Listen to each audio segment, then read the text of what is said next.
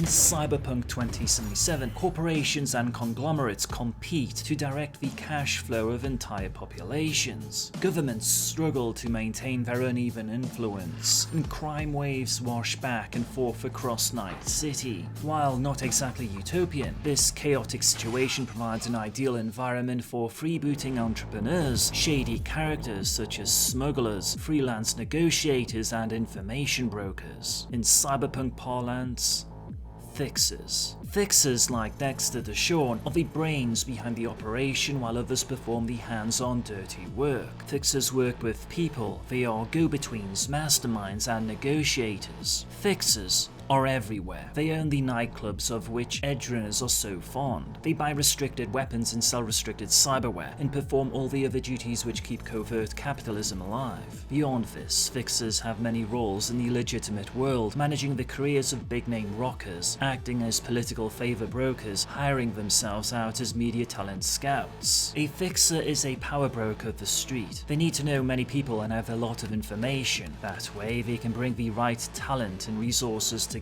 and accomplish something. Perhaps they're trying to run a successful drug ring or putting together a black ops team. It doesn't matter. Smart business is what a fixer's all about, because business means money. Most fixers have a less than glorious past. They commonly start out as small-time punks, little different from the assorted muggers and solo wannabes. However, the true mark of a fixer is a certain knack for figuring out what other people want and how to get it for them, as well as a willingness to do this only if the price is right. A fixer's contacts and allies can form a potentially vast web of information, intrigue, and coercion, allowing them to pull strings without acting directly. Through this network, a fixer can buy and sell favors and make connections in any kind of business, deal, or even political group. Fixers are ubiquitous characters. They buy into hot nightclubs, smuggle military surplus weapons onto the street, and play negotiator between sides if a corporate war is going down. Fixers are, by nature, ruthlessly profit-oriented, but it is not entirely unheard of for a fixer to do a good deed. A fixer can hide someone when there is too much heat, get people housing when there isn't any,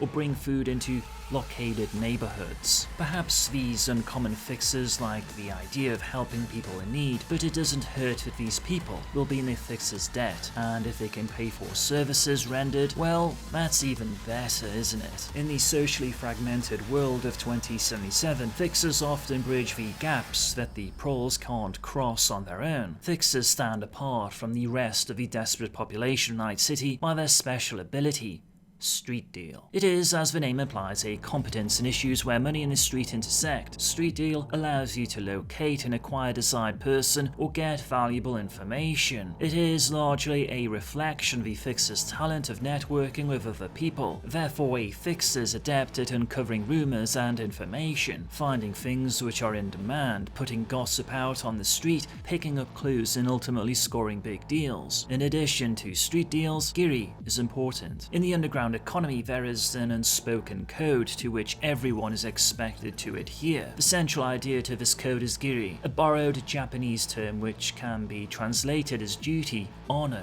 and obligation. Giri embodies the honor among thieves ideal of fulfilling your end of a bargain, of conducting your business with respect for your customers, of repaying people with what they deserve, and most importantly, not welshing on your debts. What follows is a more in-depth explanation of the different types of fixers you might encounter in Cyberpunk 2077. Black marketeer make their money by pocketing a percentage of the sale of things that most people cannot get, either because of legal constraint or limited availability. A truly successful black market ring requires time, good management, and a little luck. Black marketeers deal in many types of goods. Popular commodities are weapons, electronics, cyberware, body parts, drugs, software, slavery, brain dance, wetware, and secret documents. Slave traders deal in a particularly difficult commodity, namely people. There is a small but extremely profitable market for humanity where people are valued as sexual playthings, data storage entities, and even food. Information brokers are in the business of knowing things, which can make them very popular with people who aren't in the know, but very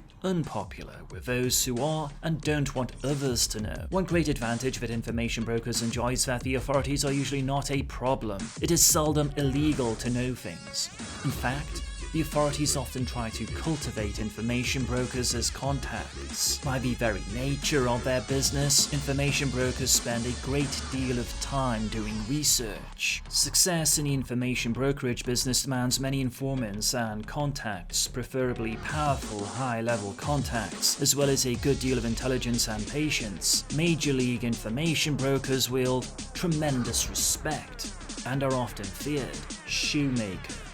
With the modern evolution of the net, most of Nice City's population are registered in the systems of the net through their state identification numbers. This number is the citizen's electronic lifeline, serving as their social security number and tied to their driver's registration, bank account numbers, employee identification, net access code, and even their phone number. For criminals and edgerunners, this system can be difficult, and when they need to disappear for a while, it becomes potentially serious. Altering the sin is called getting new shoes, hence the name Shoemaker. Because it requires a tremendous amount of contacts, resources, and money to perform sin changes, the business is very exclusive and dangerous. Those specializing in sin modification are sometimes referred to as the priesthood. Shoemakers sometimes buy customers' identities from them rather than performing erasure, and unscrupulous sin lifters are not above stealing identities and vengefully zeroing enemies. The most vicious shoemakers have been known to deliberately murder entire families and appropriate their sins. Pusher. Despised by the authorities and the general populace, drug pushers nevertheless continue to flourish. Pushers are almost universally slimy characters, even those who gain the money and power to rise above the scum and graduate to becoming a major drug dealer. Although they are often supplied by organized crime, they are not true mobsters and wield no power within an organization, usually buying supplies and paying dues to some other type of fix of higher caliber. Pushers generally work on their own, only dealing with others when buying supplies or selling to customers. Pushers are parasitic,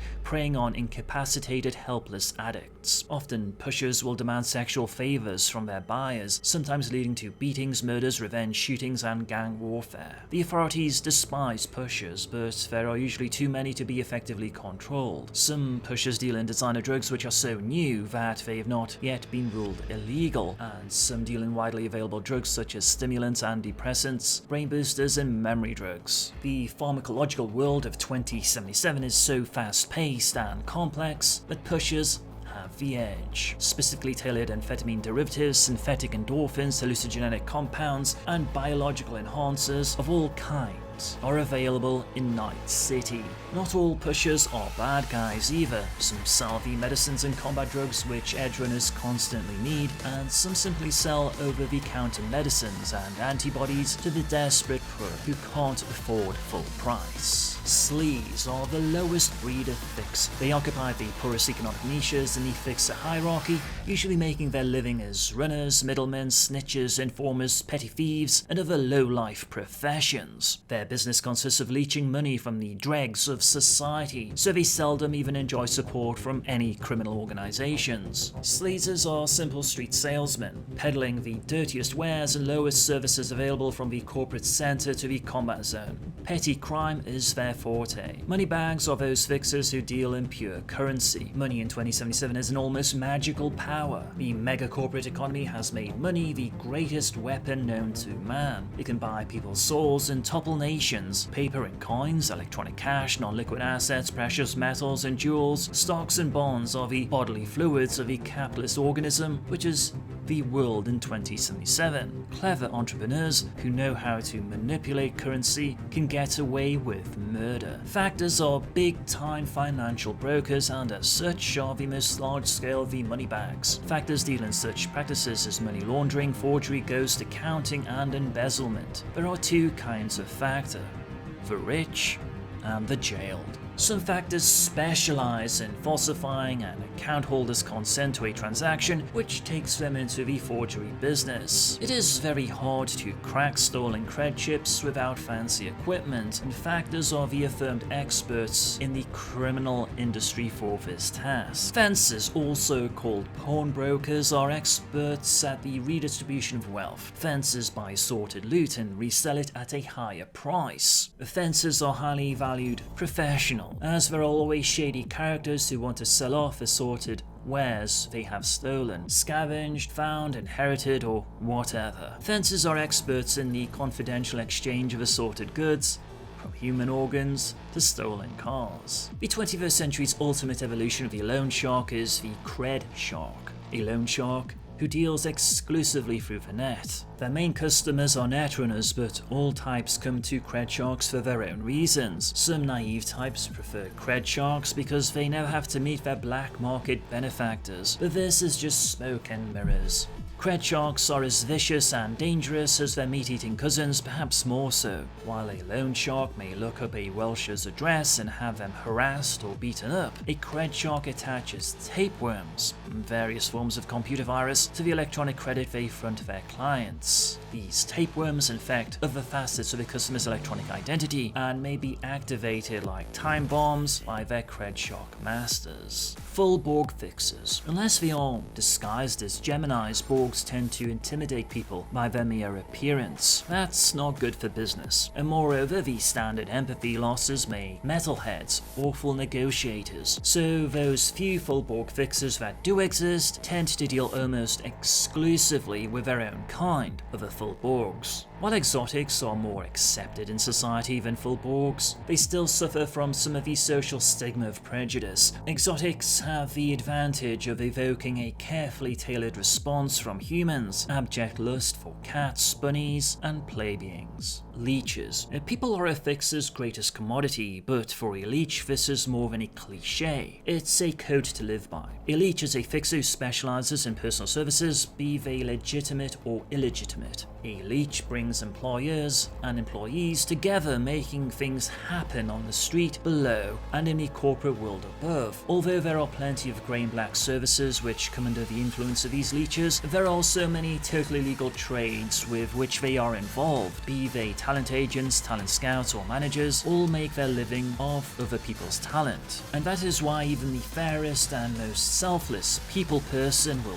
find himself unflatteringly referred to as a leech. A talent scout is a leech who goes out on tour in search of people with an unrealized talent for acting, musical performances, and assorted black ops, like netrunning and assassinations. Talent scouts spend a great deal of time socializing, schmoozing, and masking a lot of unwanted questions. Some people, like nightclub owners, think talent scouts are pests, but they are considered invaluable by their employers. Since you never know where or when a talented person is going to show up, talent scouts are always on the move. They get a great deal of mileage out of their contacts, who are mostly club owners, industry-connected techies, medias, or corporates. Like any fixer, talent scouts are always looking for their big score, in the form of a hot talent who they will be the one to discover. When a talent scout discovers a truly giant new talent, both parties are pretty much ensured of financial well-being. Pimps make their living by arranging business for their joy toys and taking a percentage of the profits in exchange for organization, protection, and care. Pimps are commonly connected to criminal organizations. Through the mob, many elevate their minimal status, becoming the managers of escort services and other setups. Prostitution may be the world's oldest profession, but the business has changed a great deal over the years. In 2077, the wide availability of sexually oriented virtual realities and brain dances has drastically reduced profitability of the old ways. There is also the 21st century variation of the prostitute called the meat puppet, where a girl or boy is connected to a brain dance while carrying out their business. The meat puppet's body is controlled by a simple computer program simulating erotic behavior, while the actual person is experiencing a totally different world. Some pimps specialize in exotic prostitutes, such as plebeians or even full cyborg joy toys. Generally, where the real thing is illegal, VR sex sells better. Go-betweens in 2077, increasing gaps between the rich and the poor, inflamed tensions between racial groups, harsher confrontations between multiplying political movements, deeper divisions between generations, enhanced disparities in technology, and new alienations in humanity itself. Pure humans, cyborgs, exotics, and full Borgs have led to an almost hopelessly fragmented fragmented society. Like the crossover from analog to digital technology, society has been divided into smaller and smaller units, leaving no apparent links which bind us all together. The resultant future shock has made it critical that there are professionals who serve as living interfaces between people. These people are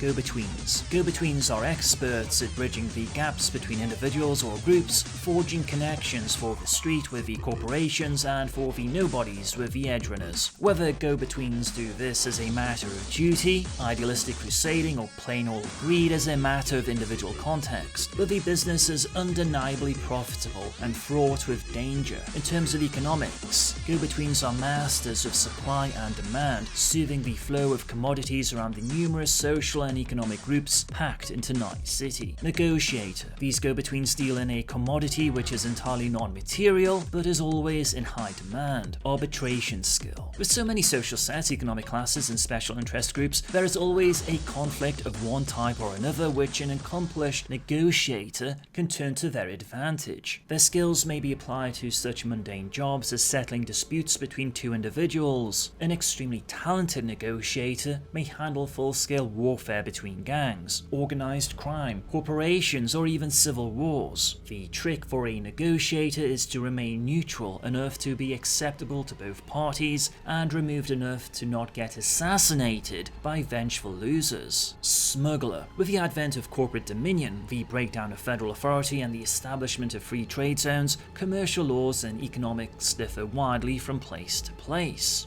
Smugglers take advantage of the variance in economic climates to turn a comfortable profit. If computer intrusion software or cloned organs are cheap and legal in one zone and expensive and illegal elsewhere, a tremendous amount of money can be made transporting these items from the first place to the second place. The trick is not to get caught doing it. Substantial profits can be made simply by transporting perfectly legal goods from one area to another without paying the tariffs and taxes. Sometimes smugglers find themselves involved in such novel enterprises as bringing food into a neighborhood that has been blockaded or aiding political offenders in escaping other countries. Traders are a very particular brand of fixer who deal not only in monetary transactions but also in pure bartering. Very often traders have an import-export business as their front, using the pretense of dealing in international goods such as art or antiques to provide a perfect smokescreen for trading black market commodities through utterly untraceable handshake deals and midnight drop-offs at waterfronts and basement loading docks. By exchanging one type of goods for another, traders do not have to deal in actual cash or credit. Their operations are therefore much harder to monitor and crack. Trader business is absolutely riddled with mob involvement since organized crime is readily capable of procuring large stockpiles of valuable commodities and providing the physical space to store these wares. Sniffer.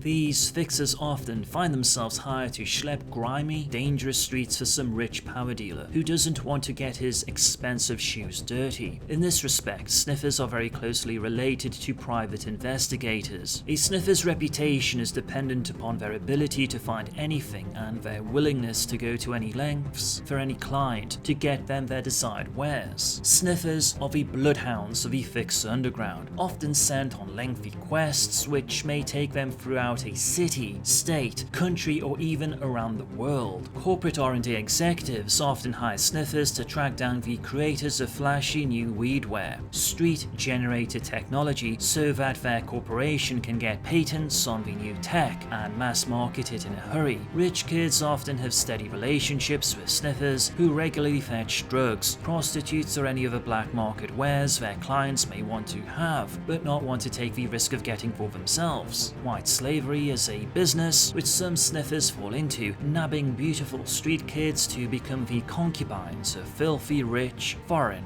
nationals.